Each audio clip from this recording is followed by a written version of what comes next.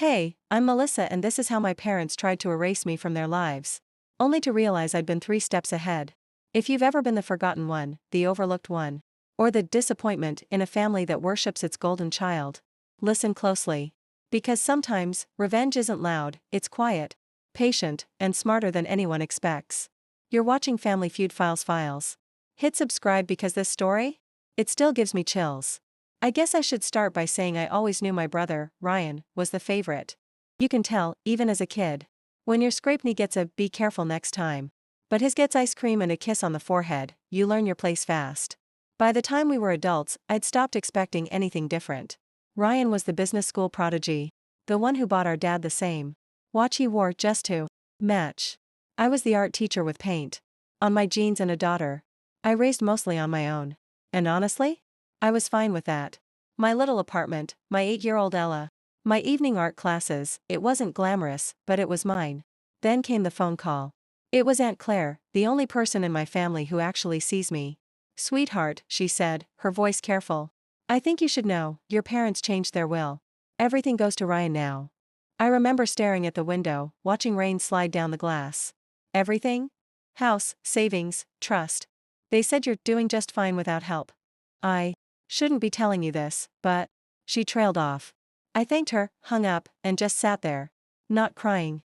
Not even angry. Just hollow. Then I heard Ella in the kitchen humming while she drew. That sound, so light, so safe, snapped me out of it. If my parents wanted to erase me, fine. But they weren't going to erase what I built. That night, after Ella went to bed, I opened my laptop and pulled up a file named Color Mind. It was an idea I'd been nursing quietly for years. A program that used art and storytelling to teach emotional resilience to kids. No one in my family knew about it. They'd never asked what I was working on, anyway. I'd been building it slowly, grants, volunteers, a few angel investors. But that night something in me clicked. I wasn't just building a project anymore. I was building proof. Proof that I didn't need to be in the will. The next few months were a blur of teaching by day and writing proposals at night. I still went to family dinners sometimes, mostly for Aunt Claire's sake. My parents would beam at Ryan and his fiancée, Sophia, while politely asking about my little art thing. "You could learn a thing or two from your brother," Dad said once. Not cruelly, just casually, like an afterthought. I smiled into my coffee. "I already have." They didn't even ask what I meant. Behind that smile, Color Mind was spreading through schools. And a quiet philanthropist named Daniel Hayes had offered to partner. His email said, "I think what you're doing could change how kids learn to feel." I read it 3 times before replying yes. Then Ryan texted me. "Heard about the will? Don't take it personally. You know how they are." My fingers hovered for a while, then I typed back. "Don't worry, Ryan. I won't need anything from them." He left it on scene. Good. 6 months later, Mom called. Dinner on Sunday. Big family talk. When Ella and I arrived, Ryan and Sophia were already at the table. The smell of roast chicken, polished silverware, it all felt rehearsed. Halfway through the meal, Dad cleared his throat. "Melissa, we've decided to sell the lake house. The proceeds will go to Ryan and Sophia, they're planning to start a family." I felt Ella's hand tighten around mine under the table. Mom smiled that soft, pitying smile. "It's only fair, honey. Fair." That word landed like glass. Ryan gave me a sympathetic look, 3 seconds of guilt, tops. "It's just practical, Mel. You understand." I nodded, steady. "I do." After dinner, while helping Ella wash her hands, she looked up at me.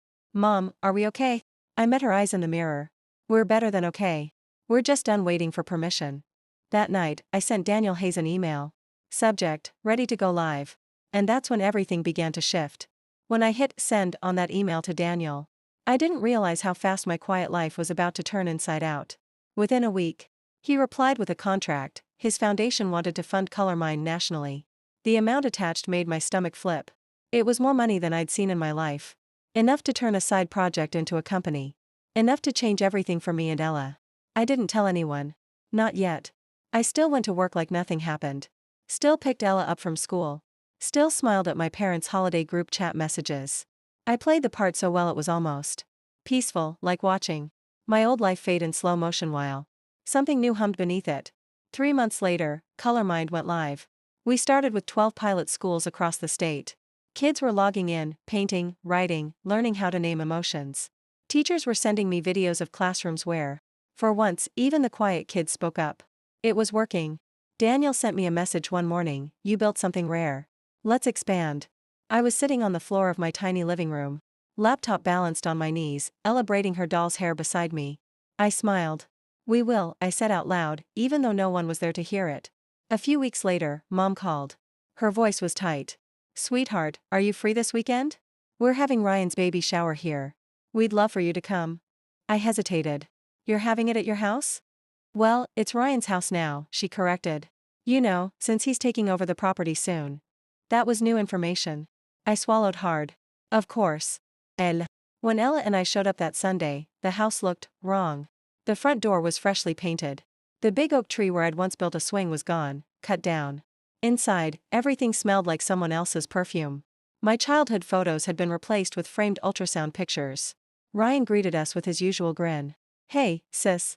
Long time. Sophia air kissed me. You look artistic. I smiled politely. You look expensive. She didn't get the joke. Mom fluttered over, fussing with tablecloths. Oh, Melissa, can you help in the kitchen? The caterer's late. I helped, mostly to stay busy. It was easier than watching my family orbit around Ryan like he was some kind of son. Then I overheard my parents talking near the hallway. Dad, once we finalize the title transfer, Ryan will own the place outright. Mom, good. Melissa doesn't need it. She's got that art thing. That art thing. I leaned against the counter, my pulse calm in a way that wasn't calm at all. They had no idea. That night, after Ella fell asleep, I sat in the car outside our apartment with my phone in my hand. I opened the ColorMind dashboard, tens of thousands of users now. Teachers requesting expansion. A waiting list of investors. Then I opened another message, this one from Daniel. We'd like you to represent the foundation at the upcoming Education Summit. National exposure. I stared at the words. National exposure. This was it, the moment I realized I didn't just have a project. I had power. And my parents were about to find out. The Education Summit was held 2 hours away. In the city my parents bragged about visiting for Ryan's business conferences. I didn't invite them, but I knew word would get around. Small towns have a way of carrying news to the wrong people. When I stepped onto that stage, hair neatly tied back, Ella watching from the front row, I introduced myself as the founder of ColorMind, a national program empowering children through art and emotional literacy. The applause that followed didn't sound like validation. It sounded like freedom. Afterward, Daniel shook my hand. You've got journalists requesting interviews, he said. You're going to need a publicist. I laughed, half in disbelief. Me? A publicist? He smiled. You're not the art teacher anymore, Melissa. You're the CEO. 2 days later, my parents called. Not to congratulate me. To ask for help. Apparently, Ryan's company had been hit with a lawsuit. Something about a failed partnership, bad investments. He'd tied some of their assets to his new property plans, without telling them. They wanted to borrow money from me to stabilize things temporarily. I almost dropped the phone. Let me make sure I understand, I said slowly. You cut me out of your will because I was too independent. Now you're asking for a loan? Silence. Then Dad said, family helps family. I let that sit. Finally, I said, you're right. Family does help family. And you taught me exactly what kind of family we are. I hung up. That night, I didn't celebrate. I didn't dance or gloat. I just sat on the balcony with Ella asleep inside, city lights blinking in the distance. All those years I spent chasing approval, they'd turned into fuel. And yet, even now, part of me still wished things had been different. I didn't want revenge. I wanted peace. But sometimes, peace only comes after people see what they lost. The next morning, I opened my inbox to a new message. Subject, from Hayes Foundation Legal. Body, your program qualifies for full acquisition and international expansion. We'd like to schedule a meeting about your next role. I closed the laptop and whispered, they're not ready for this. When I got that email about international expansion, I should have been thrilled. And I was, for about 10 minutes. Then I just sat there staring at the screen, thinking about what it meant. Everything was about to get bigger. I'd have to travel. I'd be in rooms full of people who used to ignore my emails, now pretending they always believed in me. It was exciting. But it was also strange. Because for the first time in my life, I didn't need to prove anything to anyone. And yet, the people who'd spent years making me feel small were about to show up at my due. It started with a knock, soft, hesitant, like guilt had a rhythm. I opened the door and there they were, Mom and Dad. They looked older than I remembered. Worn down.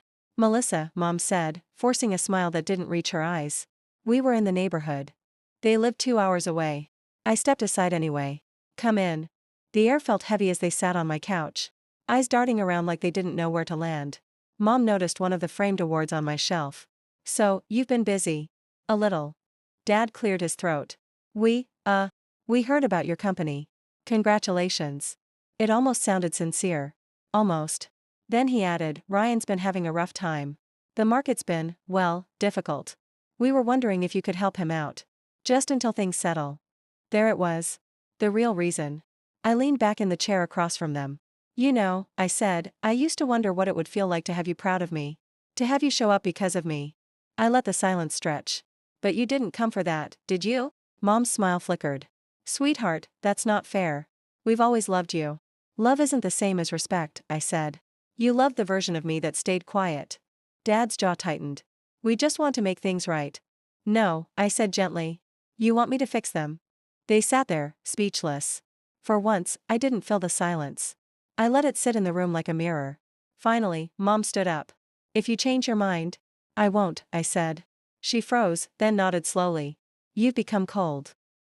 I smiled. "No. I've become clear." They left without another word. That night, after Ella went to sleep, I got another message, this time from Ryan. "You're really not going to help us? Your family, Mel. Don't forget who raised you." I typed back, "Oh, I remember. That's why I'm saying no." He didn't reply. But a few days later, the calls started, numbers I didn't recognize. Then messages from old family friends. Just checking in. Word was spreading fast. The ungrateful daughter who wouldn't help her parents. Funny thing was, it didn't bother me. Because while they were whispering, I was preparing for something bigger. A month later, Colormind announced its international partnership. I was invited to launch the first overseas branch in London. At the press conference, reporters asked how I started. I told them the truth. I wanted to build something that gave children what I didn't have: emotional safety. It wasn't a jab at my parents. Not directly. But the message was there, layered and quiet. The kind of truth that lands without a raised voice. The video of that moment went viral. People wrote letters. Teachers reached out. Investors called. And somewhere in that flood of congratulations came one more message, this time from Aunt Claire. "Your parents saw the interview. They cried." I didn't reply. I just sat there for a while, thinking about how it had all come full circle. When I got back home, a letter was waiting for me. Handwritten. From my mother. "Melissa, we're sorry for the way we treated you. We didn't see how much we hurt you until we saw who you've become. We want to make things right before it's too late." I folded the letter and placed it in a drawer. Not out of spite, out of peace. Because the truth was, I didn't need an apology. I already had closure. That weekend, Ella and I went to the lake, the same one where my family's vacation house used to be. It had been sold, but the water still looked the same. Ella threw pebbles, laughing every time they skipped. "Mom," she said, "are you happy now?" I looked out at the water. "I think I am," I said. "Finally." She smiled. "Even without Grandma and Grandpa?" I hesitated, then nodded. "Sometimes love means walking away, sweetie. Not because you hate them, but because you finally love yourself. Enough to stop waiting." She didn't fully understand, but she hugged me anyway. And in that moment, the weight I'd been carrying for years finally lifted. A few days later, an email from the legal team arrived. Subject: "Your parents have updated their will." I almost laughed. Turns out, they'd added my name back, half the estate now in my share. I didn't ask for it. I didn't even want it. But I let it be. Because the best revenge isn't burning bridges. It's letting the people who underestimated you finally see how bright your path became. Without their light. That's my story. My name is Melissa, and I learned that sometimes the best way to win is to stop playing their game. Few weeks after that letter and the will news, life should have felt lighter. And in some ways, it did. I was sleeping through the night again. Ella was thriving, laughing more, asking fewer questions about why Grandma hadn't called back. But peace isn't silence. It's a steady hum underneath the noise, and mine still had a tremor in it. Because now that I finally had power, I had to decide what to do with it. Colormind had grown faster than anyone expected. There were board meetings, partnerships, requests from schools across 3 continents. People were calling me the woman who changed emotional education. It was flattering. Terrifying too. And then Daniel called one morning. "Melissa, there's an opportunity," he said. "A foundation in your hometown wants to collaborate on community centers for children. They're asking for you specifically." My hometown. The same place where my parents still lived. I could almost feel the universe smirking. I told him I'd think about it. That night, I stood at the kitchen sink, rinsing paintbrushes with Ella. He looked up at me. Mom, are we going home? Her words hit harder than I expected. We are home, I said automatically. She frowned. No, I mean where you grew up. The one with the big tree you told me about. I hadn't told her that tree was gone. Or that the house behind it wasn't really ours anymore. Why do you ask? She shrugged. You never talk about them. But I think they miss you. Kids say things that cut right through the adult armor. I dried the brushes, staring out the window. Maybe going back wasn't about them. Maybe it was about closing a loop. 2 weeks later, I drove back. The town hadn't changed much, same gas station. Same diner sign with a flickering O. I parked outside the community hall where the meeting would be held. Inside, local officials were waiting. Smiling. Grateful. They talked about creating an art center for kids who'd lost parents to the economic downturn. We want Color Mind to lead it, one of them said. It was the first time in a long while I said yes without hesitation. After the meeting, I stopped by the lake. The water shimmered like glass. And then I saw them. Mom and Dad, sitting on a bench near the dock. I could have turned around. Pretended I didn't see them. But I didn't. Mom looked up first. Melissa, she said softly. I walked over, hands in my coat pockets. Hi. There was an awkward silence. Then Dad said, we saw the news. You're doing good work. Thanks. Mom reached into her bag and pulled out a small envelope. It's a photo, she said. Of you and Ryan. You were 6. You were holding his hand. I took it. The edges were soft, like it had been handled too many times. We didn't mean for things to turn out this way, she said. We thought we were helping him. He always needed more guidance. You were strong. I almost laughed. Not because it was funny, but because it was the first time I'd heard her call me that. I was also invisible, I said quietly. She nodded. We see that now. We didn't fix everything that day. There were no grand apologies or movie endings. Just 3 people sitting on a park bench, talking like strangers who used to be family. But something shifted, a kind of truce. As I stood to leave, Dad said, if you ever need anything. I smiled. I think I finally don't. He smiled back, small but real.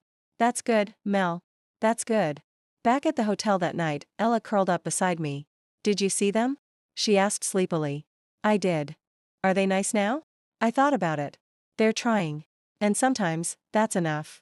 She nodded, half asleep, and whispered, you're strong, Mom. And that, more than any award or check or headline, was the moment I felt whole. The next morning, before we left town, I drove past my parents' old house one last time. The new owners had planted a young oak tree where the old one had been cut down. It wasn't tall yet, just a few stubborn branches reaching toward the sky. I parked for a minute and whispered, grow taller than the last one. Then I drove away. Back in the city, Daniel called again. How was it? Strangely healing, I said. Like rereading a book you thought you hated, then realizing it just wasn't finished yet. He chuckled. That sounds like you found your peace. Maybe not peace, I said. But balance.